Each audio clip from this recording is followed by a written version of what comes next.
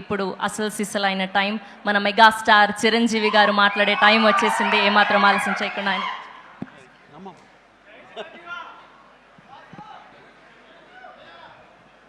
ఈ అద్భుతమైన కార్యక్రమానికి విచ్చేసిన ప్రతి ఒక్కరికి హృదయపూర్వక నమస్కారాలు. ముఖ్యంగా నాకు తెలిసి గత 2-3 ఏళ్ళగా వాళ్ళు చేసే ఇతర సామాజిక కార్యక్రమాలతో పాటు ఈ కార్యక్రమం కూడా, ఈ సామాజిక సేవ, ఈ బ్లడ్ డొనేషన్ అనేది కూడా మొదలుపెట్టి నాకు అత్యంత ఆప్తులైన చుక్కపల్లి సురేష్ గారు మరింత దగ్గరయ్యారు నా హృదయానికి. ఈ సందర్భంగా ఇంత చక్కటి కార్యక్రమం, ఇంత సేవా కార్యక్రమం చేస్తున్న నా మిత్రుడు, సోదరుడు చుక్కపల్లి సురేష్ గారికి నా హృదయపూర్వక ధన్యవాదాలు, నమస్కారాలు తెలియజేస్తున్నాను.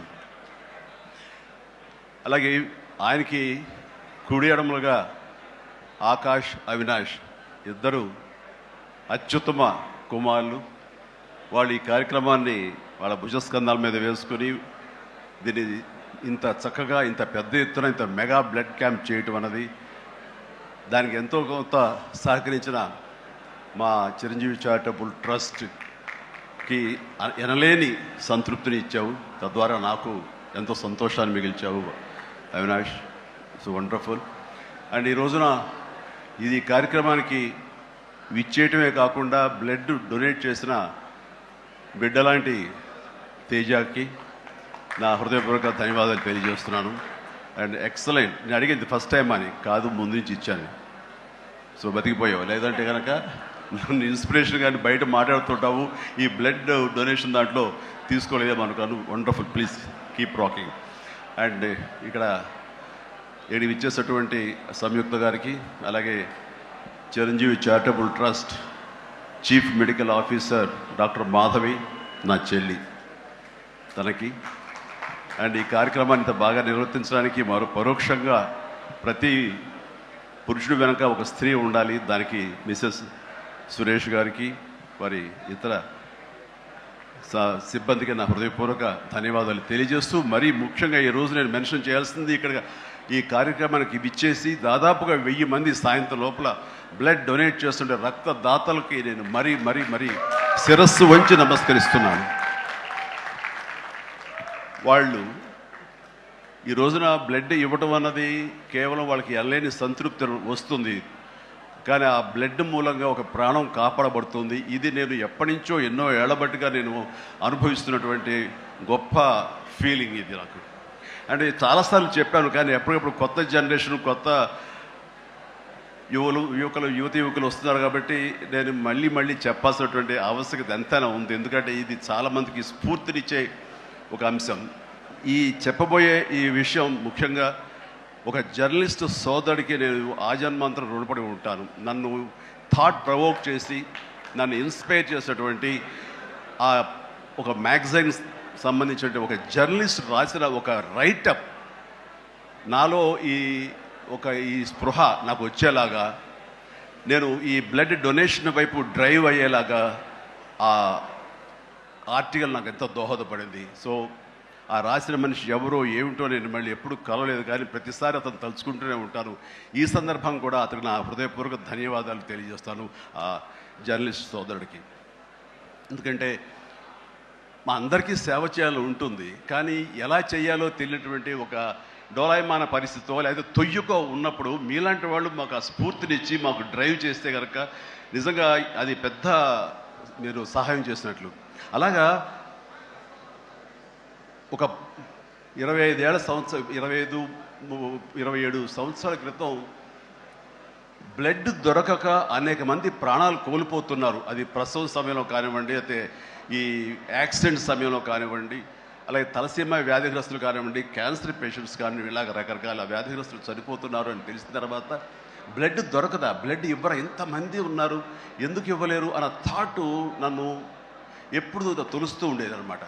సో మన ఫ్యాన్స్ని మనం వేరే వాటికి డ్రైవ్ చేసే కంటే వేరేగా వాళ్ళని వాడుకుంటూ మన కీర్తి మరింత పైకి ఎదిగేలాగా వాడుకునే కంటే వాళ్ళని ఈ బ్లడ్ డొనేషన్ వైపు మనం మళ్లించగలిగితే కనుక, వాళ్ళు అత్యంత శక్తివంతమైన మనుషుల్ని సామాజిక సేవ వైపు మనం డ్రైవ్ చేయగలిగితే, వాళ్ళని ఛానలైజ్ చేయగలిగితే కనుక, ఆ కన్న తల్లిదండ్రులు కానీ, ఆ సొసైటీలో ఉన్నటువంటి ఇతర వ్యక్తులు కానీ ఆ సమాజంలో వాళ్ళు కానీ వాళ్ళ పట్ల ఉన్న దురభిప్రాయాలన్నీ పోగొట్టుకుని మంచి అభిప్రాయం ఏర్పడుతుంది కదా, వాళ్ళకి అల్లని సంతృప్తి వస్తుంది కదా, తద్వారా నేను కూడా ఎంతో సంతృప్తి చెందిన వాడిని అవుతాను, ఒక మంచి పని చేసినటువంటి దానికి నాంది పలికిన వాడిని అవుతానంటూ ఆ రోజున నేను ఇచ్చిన పిలుపు, నిరంతరంగా పెర్సిస్టెంట్గా ఇచ్చిన పిలుపుకి ఈ రోజున వేల మంది, లక్షల మంది ఈ రోజున ఈ కార్యక్రమాల్లో పాల్గొంటూ వస్తున్నారు. ఎనలేని సంతృప్తి పొందడమే కాదు, ఎంతోమందికి ప్రాణాలని కాపాడుతున్నారంటే కనుక అది నాకు చాలా గర్వకారణంగా ఉంది. ఇందాక తేజ సజ్జ అన్నట్లుగా ఈ బ్లడ్ డొనేషన్, రక్తదానం అనేసరికి గబుక్కని స్ఫురించే పేరు చిరంజీవి అన్నారంటే కనుక భగవంతుడు నాకు ఇచ్చిన గొప్ప అవకాశం.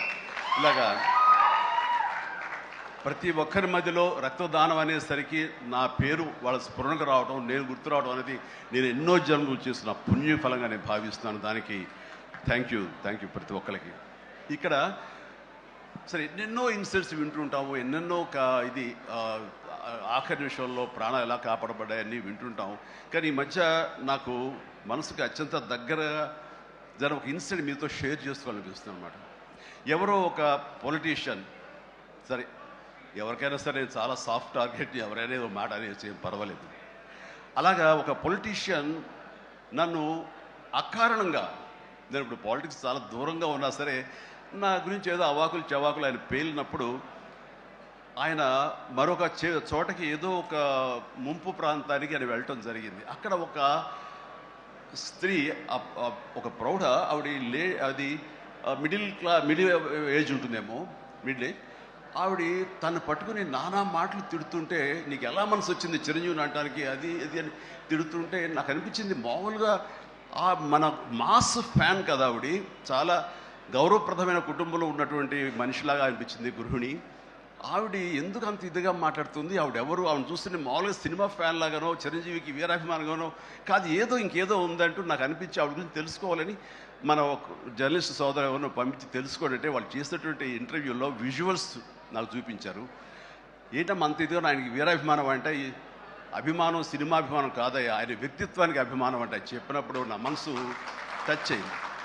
ఏంటమ్మా అంత ఇదిగా ఏంటమ్మా ఆయన మీకు ఏమైనా సహాయం చేస్తాడు, ఏం చేస్తాడంటే సహాయం చేయటువంటి అయ్యా, నా బిడ్డ ప్రాణాలను కాపాడాడు అని అన్నప్పుడు, ఏ విధంగా ఏంటి అని అన్నప్పుడు, నా బిడ్డకి రాజమండ్రిలో దగ్గర ఒక పల్లెటూరిది, రాజమండ్రిలో కానీ కాకినాడలో కానీ నా బిడ్డకి ప్లేట్లెట్స్, డెంగ్యూ వచ్చేసి ప్లేట్లెట్స్ బాగా డౌన్ అయినప్పుడు వితిన్ అవర్స్ నా బిడ్డ కనుక ప్లేట్లెట్స్ సమయానికి అందకపోయి ఉంటే కనుక వాడు ఏమైపోయాడు, పాటిగా దూరం అయిపోయేవాడు. అంటే ఒక 8 ఏళ్ల బాలుని అబ్బాయిని పిలిచి పక్కన కూర్చోబెట్టుకుని ఆ తల్లి చెప్తుంది, మరి ఎవరో చెప్పారు చిరంజీవికి ఫోన్ చేయపోయావమ్మని. నేనేంటి చిరంజీవి ఫోన్ చేయటువంటి, ఎక్కడ నుంచి చేయగలను, ఆయన ఎక్కడో ఉంటాడు, ఎలా చేయాలి ఫోన్ అని తెలియని పరిస్థితుల్లో, లేదమ్మా బ్లడ్ బ్యాంక్ చేయి, వాళ్ళు ఖచ్చితంగా ఎత్తుతారు ఫోను, నీకు కాల్ సహాయం చేస్తారంటే, వాడు గంటల్లో కావాలి, అది ఎక్కడో ఉంది హైదరాబాద్లో, ఎలాగొస్తుందో అనుకున్నాను. కానీ అయినా సరే ఎక్కడో ఆశ చావక ఫోన్ చేయడం జరిగింది. ఫోన్ చేసిన తర్వాత అక్కడ స్పందించి అక్కడ సిబ్బంది వెంటనే రాజమండ్రి పరిసర ప్రాంతాల్లో ఉన్న అభిమానులు, ఆ బ్లడ్ గ్రూప్ ఎవరికైతే ఉందో అభిమానుల్ని వెంటనే పంపించేయడం ఏంటి, అవర్స్లో వాళ్ళు హాస్పిటల్కి, నీరెస్ట్ హాస్పిటల్కి వెళ్ళి బ్లడ్ ఇవ్వటం ఏంటి, దాని నుంచి ప్లేట్లెట్స్ వేరు చేయటువంటి, ఆ బిడ్డకి ఎక్కించడం ఏంటి, తెల్లారిసరికి ఆ బిడ్డ మళ్ళీ తిరిగి ఎంతో ప్రాణాలతో బతికాడు. ఇది ఈడనయ్యేవాడు. ఆయన కనుక సమయానికి చేయకపోయి ఉంటే నా బిడ్డ ఏమైపోయాడు. అలాంటి మనుషుల ఈ తుచ్చులు నీచులు కలిసిందని మాట్లాడతారు. వాడిని నాకు సరిపోలేదు, దగ్గరికి వెళ్ళి ఉంటే ఏమి చేసేదాన్ని అని చెప్పేసి అప్పుడు అంటుంటే చాలామంది అంటారు, ఎవరిని మిమ్మల్ని ఇలా అటాక్ చేస్తుంటారు సోషల్ మీడియాలో మాట్లాడుతుంటారు, మీరేం మాట్లాడరు ఏంటని. నాకు నేను చేసినటువంటి మంచి కార్యక్రమాలు, నేను పొందినటువంటి ప్రేమ, అభిమానం, ఇదే నాకు రక్షణ కవచం. నేను మాట్లాడక్కర్లా, నేను చేసుకున్న మంచి మాట్లాడుతున్నట్టు నేను అలాగే అంటుంటాను, ఇది సత్యం.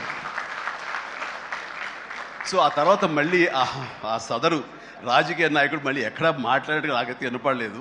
అంటే వాళ్ళకు కూడా మనసు ఉంటుంది కదా, వాళ్ళకి ఒక అంతరాత్మ ఉంటుంది కదా, వాళ్ళకి తెలుసు. ఇంటికి వెళ్ళేసరికి ఆయన అంతరాత్మ చెప్పబోయిన ఇంట్లో వైఫ్ అని చెప్పుద్ది, ఏంటి చెప్పు నోరు అని. సో ఇలా ఉంటుంది అన్నట్టు వాళ్ళ ఇది. సో మనం మాట్లాడక్కర్లేదు, మనం చేసుకుంటూ వెళ్ళిపోతూ ఉంటే కనుక ఎవరైతే ఇలాంటి రాతలు కానీ చేతలు కానీ మాటలు అంటారో వాళ్ళకి అదే సమాధానం. అందుకని నేను ఎప్పుడు దేనికి స్పందించను, అవసరం నాకు లేదు. మంచి చేసుకెళ్ళిపోవటమే, ఇలా మంచి చేసేటువంటి మాలాంటి తమ్ముళ్ళకి నేను సహాయంగా నేను ఉండటమే తప్ప ఇంకోటేం కాదు. అండ్ అనుకూలమైన ఇక థ్యాంక్ యూ. అండ్ ఈ రోజున